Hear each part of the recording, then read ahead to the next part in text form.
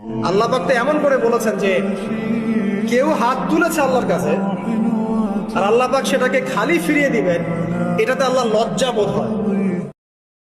দেখেন, ইবলিস আল্লাহর কাছে চাইলো, আল্লাহ পাক তাও তাকে ফেরত দিলেন না। আর আমরা আল্লাহর কাছে চাইতে এখন হতাশা হয়ে যায় না, দোয়া করতে থাকি আর বলি যে আমার দোয়া তো কবুল হচ্ছে না। অথচ ইবলিস একটা জিনিস চাইলো, আল্লাহ পাক বললেন ক্বালা ইন্নাকা মিনাল মুনযারিন, যাও তুমি অবকাশপ্রাপ্তদের একজন, তোমাকে অবকাশ দেয়া হলো। এক কথায় তোমার দোয়া কবুল করা হয়েছে, তোমার অবকাশ তোমাকে দেয়া হলো। কারণ আল্লাহ পাক এটা পরীক্ষা করবেন ইবলিসকে দিয়ে, মানব জাতিকে।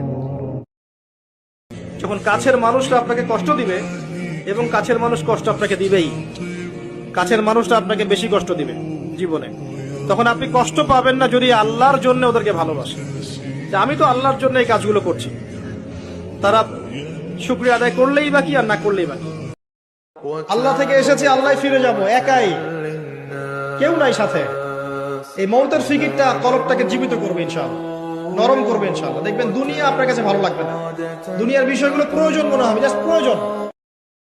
যখন আমরা আল্লাহকে পাবো আল্লাহ পাকের ইবাদতের মধ্য দিয়ে, রাসূলের সুন্নতের মধ্য দিয়ে অল্পে তুষ্ট থাকতে পারবো, যা আছে এতে শুকরিয়া আদায় করবো, আপনার চেয়ে সুখী মানুষ দুনিয়াতে কেউ নাই, কেউ নাই দুনিয়া।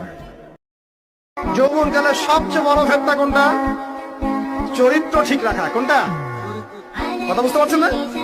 এই তো সবাই যুবক, যৌবনকালের সবচেয়ে বেশি সমস্যা হয় কিসে? চোখে। কিসে? চোখে, লজ্জাস্থানে, চোখে, চরিত্রে। এটা স্বাভাবিক।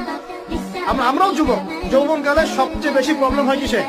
মেয়েদেরকে নিয়ে, চোখের সমস্যা, মনের সমস্যা, চরিত্র হেফাজতের সমস্যা।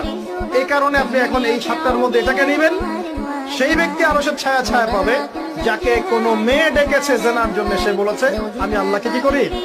ভয় করি।